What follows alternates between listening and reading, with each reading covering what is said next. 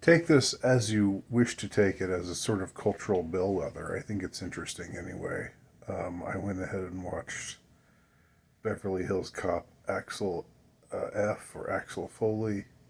Uh, it's a movie that looks and feels just like the Beverly Hills Cop movies of the 80s, and I guess there was one that was in the early 90s. But was did not get a wide release. Was made only for Netflix, but seems to have been made with a rather large budget. Um, they added on some big name actors like Joshua Gordon-Levitt, Kevin Bacon. So, this wasn't this wasn't a small time sort of thing. Plus all of the major characters. Axel Foley, of course, played by Eddie Murphy. The two cops, Judge Reinhold, and the other guy, older guy. Can't remember his name. Um, who are his friends in Beverly Hills, and oh gosh, who's the guy? Um, I'll just say the Mad About You guy because I can't think of his name right now.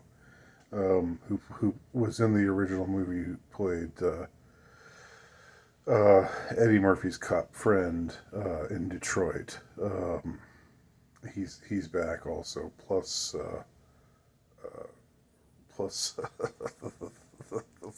the foreign guy from Perfect Strangers. Since I'm forgetting everybody's name right now. Uh, Repeats his role as a flamboyantly gay. I don't even know. I kind of forgotten him. But somebody who just pops in has some flamboyant one-liners and disappears. So a lot of the same cast is the point that I'm making.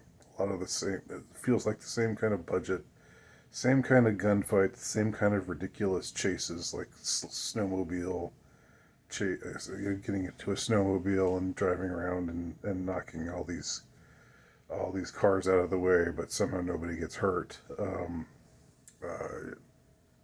Driving a huge truck in Beverly Hills, when your daughter's been kidnapped and running the truck into the house where your daughter's been kidnapped. I mean, for all you know, your daughter might be in that room, and you might have run her over when you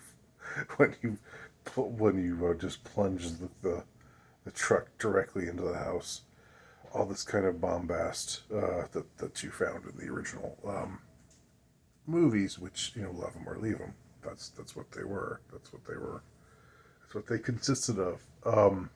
It's all there, and it seems like it's all there very much in the same scale that it was there in the original movies. The only difference is now, of course, everybody's older, a lot older. Um, but at the same time, though I was never attached to the Beverly Hills Cop uh, franchise. It might have been the first R-rated movie that I think I've seen. I remember there was one R-rated movie that I saw with my dad called called The Terminator. I saw that in 1984, and then I also saw Beverly Hills Cop with my mom in 1984. Both when I was 13. I think my dad was out of town or something. And I think my mom liked Eddie Murphy more than my dad did at the time. So anyway, anyway, um, even though it was one of the first or the first possibly R-rated movie that I've seen, it still doesn't really hold that much sentimental value for me. And I think comedically speaking, if we're going to talk about 80s movies that combine, the police, like, or mystery action adventure thriller genre with the comedy genre. I think Fletch with Chevy Chase is leaps and bounds ahead of Beverly Hills Cop. I remember watching them both more recently, and Fletch has so many more laugh lines. It really, really does.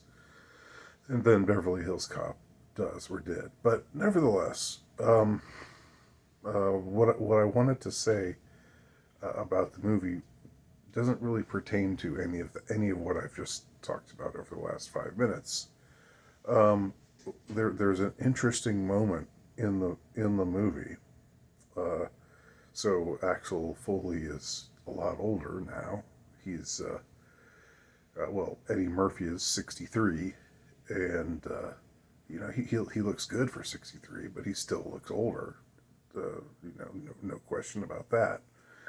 And he's asked some question about women, and he says, "Oh, I'm a celibate," and it's a moment that flies by very quickly, and without you really necessarily thinking much about it, but it's just very interesting that it's there, because the the character arc of Axel Foley is, he was married, and then he had this daughter, and then his divorce was fraught with peril, and with bad feelings galore, and so at some point he became alienated from his daughter, and so he has this strained relationship with his now grown daughter. And so it's just interesting that Axel F has essentially become a MGTOW. And it's thrown in there in a way that doesn't really seem like it's like a gag. It doesn't really function as a gag, but it's just a sign of the times, I guess. Interesting. Anyway, take that for what you will.